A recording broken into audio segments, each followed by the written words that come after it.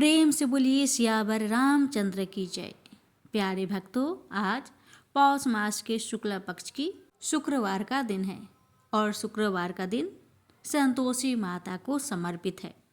तो आज के इस वीडियो में आप सभी श्रवण करेंगे शुक्रवार संतोषी माता की व्रत कथा और साथ ही आज श्रवण करेंगे पौष शुक्ल एकादशी की व्रत कथा और अंत में सुनेंगे पौष मास कथा अध्याय 26। तो आइए श्रवण करते हैं शुक्रवार संतोषी माता की व्रत कथा। भगवान और माता रानी आप सभी भक्तों की हर मनोकामना को पूर्ण करे। जय श्री गणेश। कथा इस प्रकार है। एक बुढ़िया माई थी, उसके 7 लड़के थे। 6 कमाने वाले थे और एक निकम्मा था, कमाता कुछ नहीं था। बुढ़िया माई अपनी 6 बेटों के लिए भोजन बनाती थी और उनको भोजन कराती और उनसे जो कुछ जूठन बचती वह 7वें बेटे को देती थी। एक दिन 7वां बेटा अपनी पत्नी से बोला, देखो मेरी माँ को मुझ पर कितना प्रेम है। वह बोली, क्यों नहीं, सबका जो जूठा तुमको खिलाती है। वह बोला, ऐसा नहीं हो सकता। मैं जब तक अपनी आंखों से ना देख लूं, मैं मान नहीं सकता कि मेरी माँ मेरे साथ ऐसा कर सकती है। कुछ दिन बाद त्योहार आया। घर में 7 प्रकार के भोजन और चूरमे के लड्डू बने। अब सबसे छोटे लड़के ने यानी कि 7वें लड़के ने अपना सिर दुखने का बहाना बनाया और पतला चादर ओढ़कर रसोई घर में सो गया, ये देखने के लिए कि मेरी माँ मुझे जूठे भोजन देती है या फिर बनाई हुई ताजी भोजन देती है। लड़का झूठ मूठ का सोने के नाटक करके रसोई घर में सोया हुआ है। वह पतले चादर के अंदर से सब कुछ देख रहा था। तभी 6 भाई भोजन करने आए। उसने देखा माँ ने उनके लिए सुंदर आसन बिछाया, नाना प्रकार की रसोई परोसी और आग्रह करके उन्हें जिमाया और वह देखता रहा। तब 6 भाइयों ने भोजन करके उठा। तब माँ ने क्या किया कि उनकी बची हुई भोजन, जूठी भोजन थालियों में से इकट्ठा करके सभी लड्डुओं के टुकड़ों को उठाकर एक लड्डू बनाया और सभी जूठन को साफ करके बुढ़िया ने अपने सबसे छोटे लड़के को पुकारा, बेटा 6 भाई भोजन करके चले गए, अब तू ही बाकी है, उठ और खाना खा ले। तब वह बेटा कहने लगा, माँ मुझे आज भूख नहीं लगा है, मुझे भोजन नहीं करना। मैं अब जहाँ नहीं रहूंगा, मैं परदेश चला जाऊंगा। अपने बेटे की बातें सुन माँ ने कहा, बेटा तू कल जाना चाहता है ना, कल क्यों जाएगा, तुम आज ही चला जा। तब बेटा बोला, हाँ माँ मैं आज ही चला जा रहा हूँ। यह कहकर वह घर से निकल गया। चलते समय पत्नी की याद आई। वह गौशाला में उपले थाप रही थी।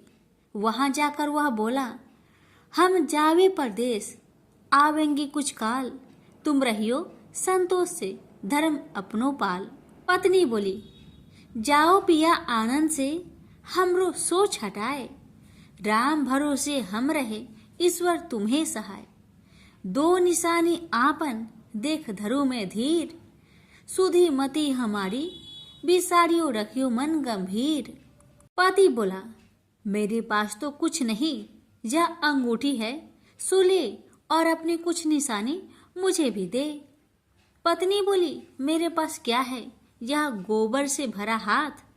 यह कहकर पति की पीठ पर गोबर के हाथ की थाप मार दी। अब पति चल दिया। चलते चलते दूर देश पहुंचा। वहां एक साहूकार की दुकान थी। वहां जाकर कहने लगा, भाई मुझे नौकरी पर रख लो। साहूकार को जरूरत थी तो वह बोला, रह जाओ। लड़के ने पूछा, तनख्वाह क्या दोगे? तो साहूकार ने कहा, तुम्हारा काम देखकर तब हम दाम देंगे। साहूकार की नौकरी मिली। वह सुबह 7 बजे से 10 बजे तक नौकरी करने लगा। कुछ दिनों में दुकान का सारा लेन देन, हिसाब किताब, ग्राहकों को माल बेचना, सारा काम करने लगा। साहूकार के 7-8 नौकर थे। वे सब चक्कर खाने लगे। यह तो बहुत होशियार बन गया है। सेठ ने भी काम देखा और 3 महीने में ही उसे आधे मुनाफे का हिस्सेदार बना लिया। वह कुछ वर्ष में ही नामी सेठ बन गया और मालिक सारा कारोबार उस पर छोड़कर चला गया। इधर पति की अनुपस्थिति में उसकी पत्नी को सास ससुर दुख देने लगे। सारी गृहस्थी का काम करा के उसे लकड़ी लेने जंगल में भेजते हैं। इस बीच घर के आटे से जो भूसी निकलती उसकी रोटी बनाकर रख दी जाती और उसके साथ ही फूटे नारियल की नारेली में पानी। एक दिन वह लकड़ी लेने जा रही थी। रास्ते में बहुत सी स्त्रियां संतोषी माता की व्रत करते दिखाई दी। वह लड़की खड़ी होकर कथा सुनने लगी और पूछा, बहनों, तुम किस देवता की व्रत करती हो और उसके करने से क्या फल मिलता है? यदि तुम इस व्रत का विधान मुझे समझाकर कहोगी तो मैं तुम्हारा बड़ा एहसान मानूंगी। तब उनमें से एक स्त्री बोली, सुनो बहन, यह संतोषी माता का व्रत है। इसके करने से निर्धनता दरिद्रता का नाश होता है और जो कुछ मन में कामना हो सब संतोषी माता की कृपा से पूरी होती है। तब उसने उससे व्रत की विधि पूछी। वह भक्तिनी स्त्री बोली, 1.25 आने का गुड़ चना लेना, इच्छा हो तो 5.25 आने का लेना या फिर 1.25 रुपए का भी सहूलियत के अनुसार लाना। बिना परेशानी और श्रद्धा व प्रेम से जितना भी बन पड़े 1.25 लेना। प्रत्येक शुक्रवार को निराहार रहकर कथा सुनना। इसके बीच कर्म टूटे नहीं, लगातार नियम पालन करते रहना। सुनने वाला कोई ना मिले तो घी का दीपक जला उसके आगे या जल के पात्र के सामने रखकर कथा कहना। जब कार्य सिद्ध ना हो नियम का पालन करना और कार्य सिद्ध हो जाने पर व्रत का उद्यापन करना। 3 मास में माता फल पूरा करती है। यदि किसी के ग्रह खोटे भी हो तो भी माता वर्ष भर में कार्य सिद्ध करती है। फल सिद्ध होने पर उद्यापन कर लेना चाहिए, बीच में नहीं। उद्यापन में 2.5 सेर आटे का खाजा तथा इसी परिमाण में खीर तथा चने का साग करना। 8 लड़कों को भोजन कराना। जहाँ तक मिले देवर जेठ भाई बंधु के हो, न मिले तो रिश्तेदारों और पास पड़ोसियों को बुलाना। उन्हें भोजन करा यथाशक्ति दक्षिणा दे। माता का नियम पूरा करना। उस दिन घर में खटाई न खाना। यह सुन बुढ़िया माई के लड़के की बहू चल दी। रास्ते में लकड़ी की बोझ को बेच दिया और उन पैसों से गुड़ चना ले माता की व्रत की तैयारी कर आगे चली और सामने मंदिर देखकर पूछने लगी, यह मंदिर किसका है? सब कहने लगे, संतोषी माता का मंदिर है। यह सुनकर माता के मंदिर में जाकर चरणों में लौटने लगी। दीन हो विनती करने लगी, माँ, मैं निपट अज्ञानी हूँ, व्रत के कुछ भी नियम नहीं जानती, मैं दुखी हूँ। हे माँ, जगत जननी, मेरा दुख दूर कर, मैं तेरी शरण में आई हूँ। माता को दया आई। एक शुक्रवार बीता कि दूसरे को उसके पति का पत्र आया और तीसरे शुक्रवार को उसका भेजा हुआ पैसा आ पहुंचा। यह देख जेठ जेठानी मुंह सिडोकने लगी। लड़के ताने देने लगे। काकी के पास पत्र आने लगे, रुपया आने लगा। अब तो काकी की खातिर बढ़ेगी। बेचारी सरलता से कहती, भैया कागज आवे रुपया आवे, हम सब के लिए अच्छा है। ऐसा कहकर आंखों में आंसू भरकर संतोषी माता के मंदिर में आ मातेश्वरी के चरण में गिरकर रोने लगी। माँ, मैंने तुमसे पैसा कब मांगा है माँ? मुझे पैसे से क्या काम है माँ? मुझे तो अपने सुहाग से काम है। मैं तो अपनी स्वामी के दर्शन मांगती हूँ माँ। तब माता ने प्रसन्न होकर कहा, जा बेटी, तेरा स्वामी आएगा। यह सुनकर खुशी से बावली होकर घर जा पहुंची, अपना काम काज करने लगी। अब संतोषी माँ विचार करने लगी, इस भोली पुत्री को मैंने कह तो दिया कि तेरा पति आएगा, लेकिन कैसे? वह तो इसे सपने में भी याद नहीं करता। उसे याद दिलाने को मुझे ही जाना पड़ेगा। इस तरह माता जी उस बुढ़िया के बेटे के पास जा सपना में प्रकट हो कहने लगी, साहूकार के बेटे तुम सो रहा है या जागता है? वह कहने लगा, माता मैं सोता भी नहीं जागता भी नहीं, कहो क्या आज्ञा है?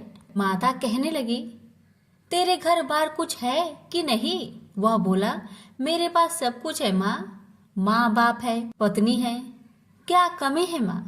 माँ बोली, भोले पुत्र तेरी पत्नी घोर कष्ट उठा रही है, तेरे माँ बाप उसे परेशान कर रहे हैं, वह तेरे लिए तरस रही है, तू उसकी सुधि ले। वह बोला, हाँ माता जी यह तो मालूम है, परंतु जाऊं तो कैसे? परदेश की बात है, लेन देन का कोई हिसाब नहीं है, कोई जाने का रास्ता भी नहीं आता, कैसे चला जाऊं? माँ कहने लगी, मेरी बात मान, सवेरे नहा धोकर संतोषी माता का नाम ले, घी का दीपक जला, दंडवत कर दुकान पर बैठ, देखते देखते तेरा सारा लेन देन चुक जाएगा, जमा का माल बिक जाएगा, साज होते होते धन का भारी ढेर लग जाएगा। माता की बात मानकर वह नहा धोकर संतोषी माता को दंडवत घी का दीपक जला, थोड़ी देर में देने वाले रुपए लाने लगे, लेने वाले हिसाब लेने लगे, कोठे में भरे सामान की खरीदारी नगद दाम में दे सौदा करने लगे। शाम तक धन का भारी ढेर लग गया। मन में माता का नाम ले चमत्कार देख प्रसन्न होकर घर ले जाने के वास्ते गहना कपड़ा सामान खरीदने लगा। यह काम से निपट तुरंत घर को रवाना हुआ। उधर उसकी पत्नी जंगल में लकड़ी लेने जाती है। लौटते वक्त माता जी के मंदिर में विश्राम करती है। वह तो उसके प्रतिदिन रुकने का जो स्थान ठहरा। धूल उड़ती देख वह माता से पूछती है, हे माता यह धूल कैसे उड़ रही है? माता कहती है, हे पुत्री तेरा पति आ रहा है, अब तू ऐसा कर लकड़ियों के 3 बोझ बना ले, एक नदी के किनारे रख और दूसरा मेरे मंदिर पर व तीसरा अपने सिर पर। तेरे पति को लकड़ियों का गट्टर देख मोह पैदा होगा, वह यहाँ रुकेगा, नाश्ता पानी खाकर माँ से मिलने जाएगा, तब तू लकड़ियों का बोझ उठाकर जाना और चौक में गट्टर डालकर जोर से आवाज देकर कहना, लो सासू जी लकड़ियों का गट्टर लो, भूसी की रोटी दो, नारियल की खोपरे में पानी दो, आज मेहमान कौन आया है? माता जी बहुत अच्छा कहकर वह प्रसन्न मन से लकड़ियों के 3 गट्टर बनाई, एक नदी के किनारे पर और एक माता जी के मंदिर पर रखा। इतने में मुसाफिर आ पहुंचा। सूखी लकड़ी देख उसकी इच्छा उत्पन्न हुई कि हम यहीं पर विश्राम करें और भोजन बनाकर खा पी कर गाँव जाए। इसी तरह रुककर भोजन बना, विश्राम करके गांव को गया, सबसे प्रेम से मिला। उसी समय सिर पर लकड़ी का गट्टर लिए वह उतावली सी आती है, लकड़ियों का भारी बोझ आंगन में डालकर जोर से 3 आवाज देती है, लो सासू जी लकड़ियों का गट्टर लो, भूसी की रोटी दो, आज मेहमान कौन आया है? यह सुनकर उसकी सास बाहर आकर अपने दिए हुए कष्टों को भुलाने हेतु कहती है, बहू ऐसा क्यों कहती है? तेरा मालिक ही तो आया है, आ बैठ, मीठा भात खा, भोजन कर, कपड़े पहन, गहने पहन। उसकी आवाज सुन उसका पति बाहर आता है, अंगूठी देख व्याकुल हो जाता है और माँ से पूछता है, माँ यह कौन है? माँ ने कहा, बेटा यह तेरी पत्नी है, जब से तू गया है तब से सारे गांव में भटकती फिरती है, घर का कामकाज कुछ नहीं करती, 4 पहर आकर खा जाती है। वह बोला, ठीक है माँ, मैंने इसे भी देखा और तुम्हें भी, अब दूसरे घर की ताली दो, मैं उसमें रहूंगा। माँ बोली, ठीक है जैसी तेरी मर्जी। तब वह दूसरे मकान की 3री मंजिल का कमरा खोल सारा सामान जमाया। एक दिन में ही राजा के महल के जैसा ठाट बाट बन गया। अब क्या था, बहू सुख भोगने लगी।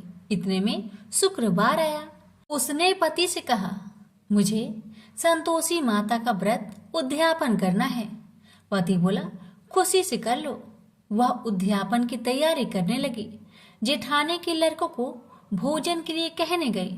उन्होंने मंजूर किया, परंतु पीछे से जेठानी ने अपने बच्चों को सिखाया, देखो भोजन के समय खटाई मांगना, जिससे उसका उद्यापन पूरा ना हो। अब तो बच्चे जिम ने आए, खीर खाना पेट भर के खाए, परंतु बाद में खाते ही कहने लगे, हमें खटाई दो, खीर खाना हमको नहीं भाता, देखकर आरुचि होती है। वह कहने लगी, भाई खटाई किसी को नहीं दी जाएगी, यह माँ संतोषी का प्रसाद है। लड़के उठ खड़े हुए, बोले, पैसे लाओ। भोली बहू कुछ जानती नहीं थी, वह उन बालकों को पैसे दे दिए। लड़के उसी समय हट करके इमली खटाई ले खाने लगे। यह देखकर बहू पर माताजी ने कोप किया। राजा के दूत उसके पति को पकड़कर ले गए। जेठ जेठानी मन माने वचन कहने लगे, लूट लूट कर धन इकट्ठा कर लाया है, अब सब मालूम पड़ जाएगा जब जेल की मार खाएगा। बहू से यह सहन नहीं हुआ। रोती हुई बहू माताजी के मंदिर गई, कहने लगी, हे माता, तुमने क्या किया? हंसाकर अब भक्तों को रुलाने लगी। माता बोली, बेटी तूने उद्यापन करके मेरा व्रत भंग किया है। वह कहने लगी, माता मैंने कुछ अपराध किया है क्या? मैंने तो भूल से लड़कों को पैसे दे दिए थे, मुझे क्षमा करो, मैं फिर तुम्हारा उद्यापन करूंगी। माँ बोली, अब भूल मत करना। माँ कहती है, अब भूल नहीं होगी, अब बतलाओ वो कैसे आएंगे? माँ बोली, जा पुत्री, तेरा पति तुझे रास्ते में आता मिलेगा। वह निकली, राह में पति आता मिला। वही पूछी, कहाँ गए थे? वह कहने लगा, इतना धन जो जमाया है उसका टैक्स राजा ने मांगा था, वह भरने गया था। वह प्रसन्न हो बोली, भला हुआ, अब घर को चलो। कुछ दिन बाद फिर शुक्रवार आया। फिर वह बोली, मुझे माता का उद्यापन करना है। पति ने कहा, करो।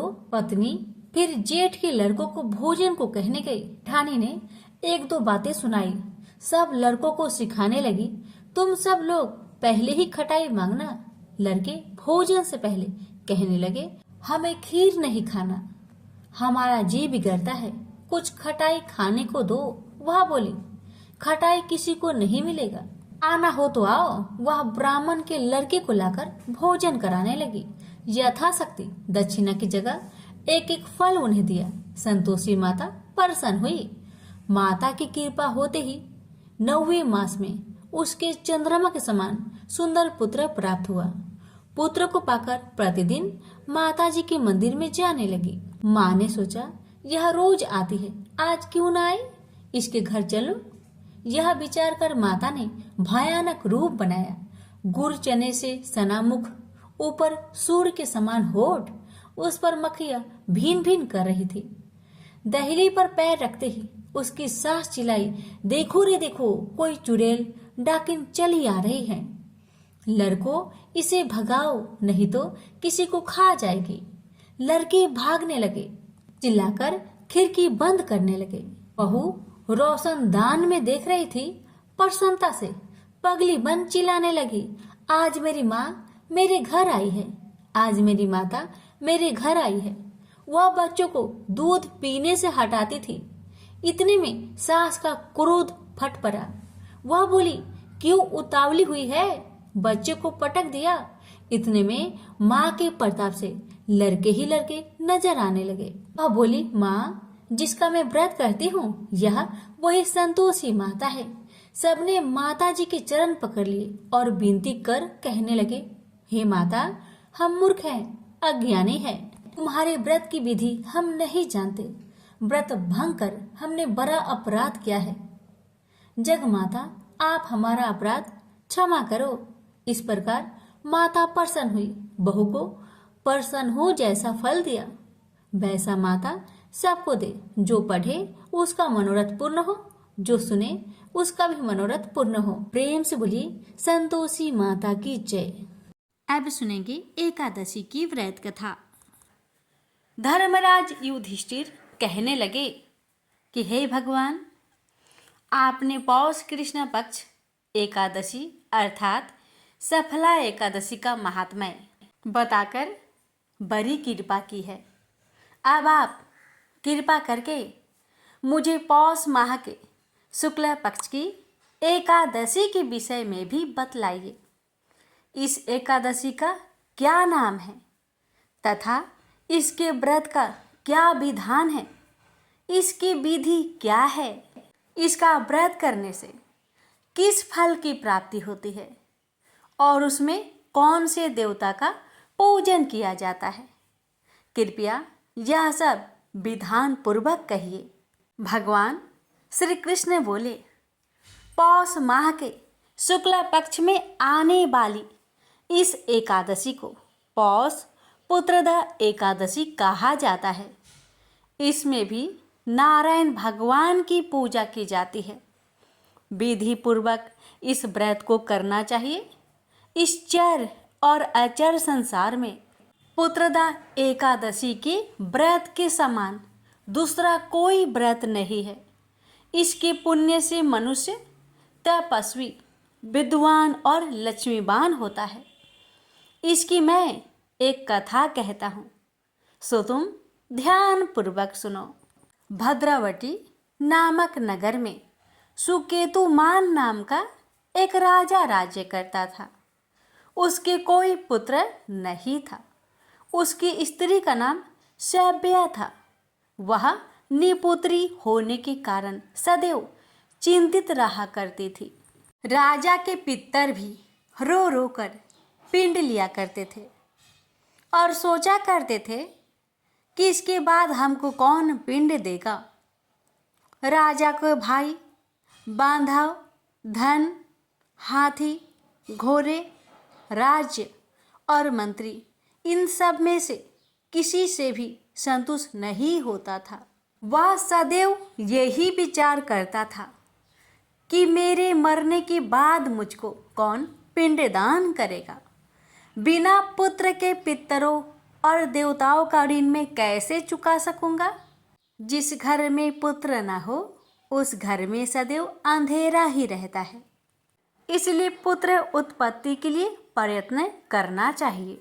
जिस मनुष्य ने पुत्र का मुख देखा है वह धन्य है। उसको इस लोक में यश और परलोक में शांति मिलती है, अर्थात उनके दोनों लोक सुधर जाते हैं। पूर्व जन्म के कर्म से ही इस जन्म में पुत्र, धन आदि प्राप्त होते हैं। राजा इसी प्रकार रात दिन चिंता में लगा रहता था। एक समय तो राजा ने अपने शरीर को त्याग देने का निश्चय किया, परंतु आत्मघात को महान पाप समझकर उसने ऐसा नहीं किया। एक दिन राजा ऐसा ही विचार करता हुआ अपने घोड़े पर चढ़कर वन को चल दिया तथा पंछियों और वृक्षों को देखने लगा। उसने देखा कि वन में मृग, बाघ, सुअर, सिंह, बंदर, सर्प आदि सब भ्रमण कर रहे हैं। हाथी अपने बच्चों और हथिनियों के बीच घूम रहा है।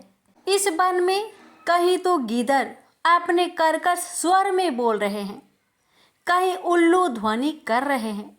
वन के दृश्य को देखकर राजा सोच विचार में लग गया। इसी प्रकार आधा दिन बीत गया।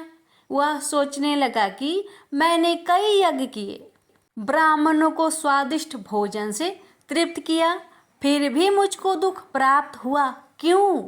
राजा प्यास के मारे अत्यंत दुखी हो गया और पानी की तलाश में इधर उधर फिरने लगा।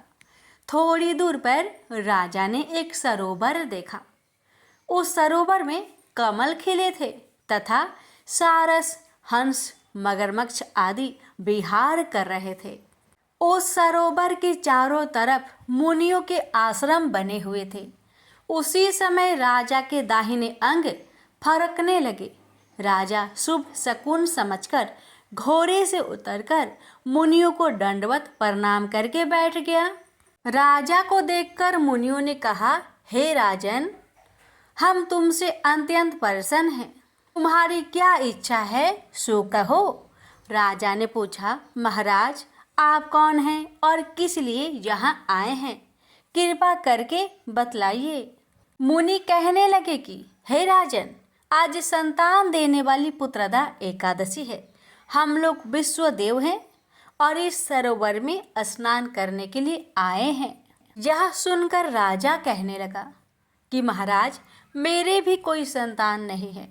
यदि आप मुझ पर प्रसन्न हैं तो एक पुत्र का वरदान दीजिए। मुनि बोले, हे राजन, आज पुत्रदा एकादशी है, आप अवश्य ही इसका व्रत करें। भगवान की कृपा से अवश्य ही आपके घर में पुत्र होगा। मुनि के वचन को सुनकर राजा ने उसी दिन एकादशी का व्रत किया और द्वादशी को उसका पारण किया। इसके पश्चात मुनियों को प्रणाम करके महल में वापस आ गया। कुछ समय बीतने के बाद रानी ने गर्भ धारण किया और 9 महीने के पश्चात उनके एक पुत्र हुआ। वह राजकुमार अत्यंत शूरवीर, यशस्वी और प्रजापालक हुआ। श्री कृष्ण बोले, हे राजन, पुत्र की प्राप्ति के लिए पुत्रदा एकादशी का व्रत करना चाहिए। जो मनुष्य इस महात्म्य को पढ़ता या सुनता है उसे अंत में स्वर्ग की प्राप्ति ही होती है। प्रेम से बोलिए, विष्णु भगवान की जय, माता लक्ष्मी की जय। अब श्रवण करें पौष मास कथा अध्याय 26। इस अध्याय में आप सुनेंगे श्री राम की मुद्रिका का कथा। पिछले अध्याय में आपने सुना कि हनुमान अब निर्विरोध लंका में प्रवेश कर गए। सोने की नगरी लंका बड़ी भव्य और अनुपम छटा वाली थी। वहाँ ऐसा कोई स्थान नहीं था जहाँ दीप ना जल रहे हो। कोना कोना प्रकाशित था। सुंदर पथों पर राक्षसगण सोए पड़े थे। सब मदिरा पीकर निश्चिंत थे। लंका में किसी शत्रु का प्रवेश तो उनकी समझ में नितांत असंभव था, परंतु मूर्ख नहीं जानते कि कालदूत तो सिर पर मंडरा रहा था। हनुमान को अब अशोक वाटिका का पता लगाना था कि यह राजसी उद्यान इतनी विशाल नगरी में कहाँ हो सकता है। सूक्ष्म रूप में हनुमान रावण के महल में भी जा घुसे और उसे निंद्रा मगन देखा। मूर्ख रामद्रोही कैसा निश्चिंत पड़ा सो रहा था। वह समझ रहा था कि उसके सुरक्षित दुर्ग के सुरक्षित महल में कोई प्रवेश नहीं कर सकता। यदि श्री राम की आज्ञा होती तो हनुमान उसे पलंग सहित उठाकर किष्किंधा ले जाते। हनुमान वहां से बाहर आए। आगे एक और सुंदर भवन था जिस पर प्रभु श्री राम के धनुष बाण का चिन्ह अंकित था। हनुमान आश्चर्य में पड़ गए कि इस दुष्ट नगरी में कौन राम भक्त रहता है। उन्हें मिलने की उत्कंठा हो चली और वे उस महल में प्रवेश कर गए। वहाँ तो एक मंदिर भी था जहाँ तुलसी वृक्ष थे। हनुमान ने हर्षित होकर जय सिया राम का उद्घोष किया। उस स्वर को सुनकर भवन स्वामी विभीषण जागकर बाहर आए और हनुमान को देखकर सिर नवाकर प्रणाम किया। लंका में साधु पुरुष का होना आश्चर्य का विषय था। विभीषण ने हनुमान को अपना परिचय देकर उनका परिचय पूछा तो हनुमान ने अपना परिचय और मंतव्य दोनों ही बता दिए। हनुमान का परिचय पाकर विभीषण बड़े प्रसन्न हुए और हनुमान को हृदय से लगाकर श्री राम का गुणगान करने लगे। हनुमान भाव विभोर होकर वहीं बैठ गए। राम गुण सुनना उन्हें अत्यंत प्रिय है। दोनों की राम चर्चा चलती रही और कब सवेरा हो गया। राम रस में डूबे दोनों ही प्रभु भक्त न जान सके। हनुमान को विभीषण ने अशोक वाटिका की दिशा व दूरी बताते हुए कहा, रावण प्रतिदिन प्रातः अशोक वाटिका जाकर सीता जी को मानसिक त्रास देता है। उन पर अपनी पटरानी बनने का दबाव डालता है और उन्हें तरह तरह से भयभीत करता है। मैं उसे समझाता हूँ तो वह मुझ पर भी क्रोध करता है। मैं तो इस नगरी में इस प्रकार रह रहा हूँ जैसे दांतों के बीच जीवा रहती है। हनुमान ने विभीषण को सत्वाना देते हुए कहा कि प्रभु श्री राम शीघ्र ही उस अहंकारी रावण के कुकृत्यों का दंड देने आएंगे। वहां से अनुमति लेकर हनुमान शीघ्र ही अशोक वाटिका की ओर चल पड़े। वे अपने सूक्ष्म रूप में वहां पहुंच गए जहां जानकी जी अशोक वृक्ष के नीचे बहुत सी भयानक राक्षसियों से घिरी हुई शोक मग्न बैठी थी। श्री का सौंदर्य श्रीहीन हो गया था। अशोक वाटिका बड़ी सुंदर थी। भांति भांति के वृक्ष और उन पर रसीले फल लगे थे। चारों ओर अनेक राक्षस पहरा दे रहे थे। हनुमान उस वृक्ष पर बैठे थे जिसके नीचे सीता जी बैठी थी। कुछ राक्षसियां उन्हें कठोर शब्दों में समझा रही थी कि महाराज आने वाले होंगे, अतः रोज रोज की झिक झिक सुनने और रोने से अच्छा उनका प्रस्ताव मान लेना है। सीता जी रोने लगी। तभी वहां रावण आ गया जिसके साथ मंदोदरी और अन्य बहुत सी सुंदरियां थी। उन्हें देखकर सीता जी को घेरे बैठी सभी राक्षसी वहां से उठकर चली गई। हनुमान ने देखा कि रावण को आया जानकर जानकी जी ने एक अशोक पत्र उठाकर मुख की ओर कर लिया। रावण गर्वित चाल से चलता हुआ पास आकर बोला, सीते, मेरे दिन का आरंभ तेरे दर्शन से होता है। सोच, हमारे हृदय में तेरे लिए कितना प्रेम है।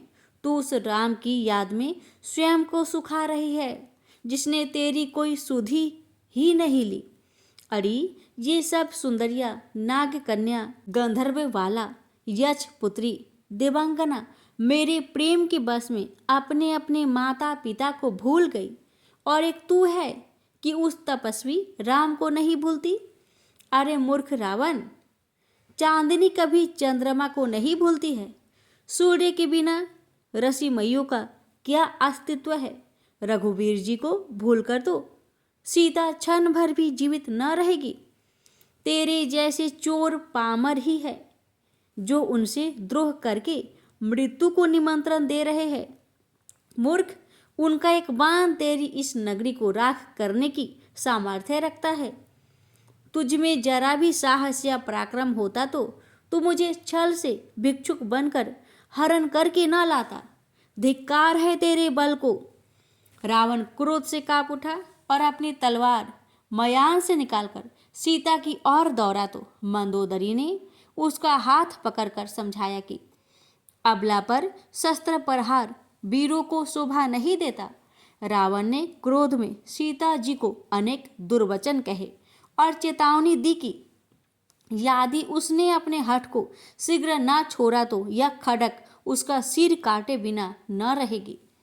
सीता जी ने भी कहा कि यदि पुरुष सत्य का ही अंश है तो इसी क्षण यह कार्य करके दिखा। हनुमान को इतना क्रोध आ रहा था कि यदि प्रभु का भय ना होता तो वे उसी समय गदा के प्रहार से रावण के मस्तक को खंड खंड कर देते। रावण वहां से भन्नाता हुआ चला गया और सीता जी विलाप करने लगी, अपने भाग्य को कोसती और श्री राम का स्मरण करती। सीता जी का रुदन हनुमान को बहुत द्रवित कर रहा था। उन्होंने जय सिया राम का उच्चारण किया और नीचे कूदने से पहले प्रभु की मुद्रिका सीता जी के सामने डाल दी। सीता जी ने चौंक कर चारों ओर देखा और मुद्रिका उठाकर हथेली पर रखी। वे हर्ष से पुलकित हो उठी, परंतु किसी आशंका से भयभीत भी हो गई।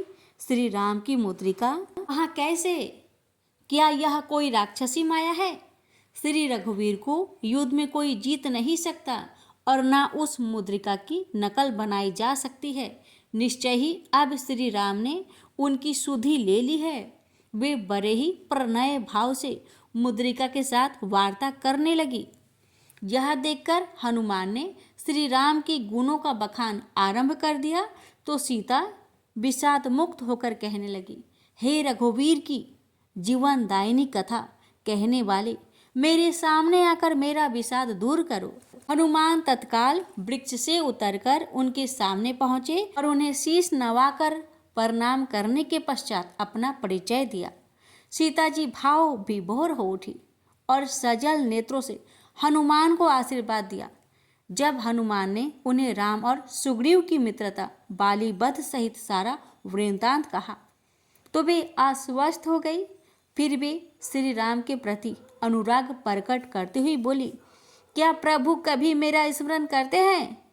क्या उन करुणा सागर को सीता पर दया नहीं आती?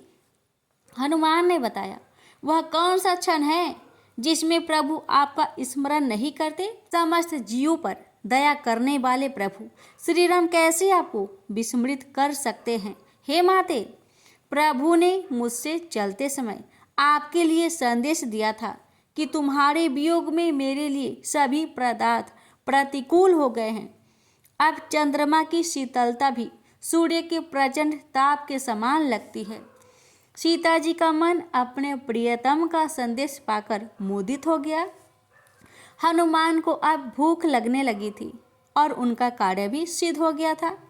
उन्होंने सोचा, इसी प्रसन्नता में अब प्रभु की महिमा का कुछ प्रदर्शन तो किया ही जाना चाहिए। वे सीता जी से आज्ञा लेकर फल खाने के लिए पेड़ पर चढ़ गए और अपने स्वभाव के अनुसार वृक्ष को हिला डाला, जिससे सारे फल भूमि पर गिर पड़े। वे दूसरे तीसरे सभी वृक्षों के साथ यही खेल खेलने लगे। यह देखकर पहरी राक्षसों में अफरा तफरी मच गई। कोई चीखा, अरे यह बानर लंका में कहाँ से आ गया? यह तो वाटिका का विध्वंस किए दे रहा है। पकड़ो मारो। हनुमान आगे आगे थे और राक्षस पीछे, लेकिन हनुमान को वृक्षों पर पकड़ना कोई सहज कार्य नहीं था। राक्षसगण इधर से उधर भाग रहे थे और आपस में टकरा रहे थे। एक पहाड़ी यह समाचार लेकर दरबार की ओर दौड़ा। प्रेम से बोलिए सियावर रामचंद्र की जय। आज की कथा यहीं पर समाप्त होता है। आगे की कथा अगले अध्याय में श्रवण करेंगे। भगवान आप सभी भक्तों की हर मनोकामना को पूर्ण करे। प्रेम से बोलिए सियावर रामचंद्र की जय।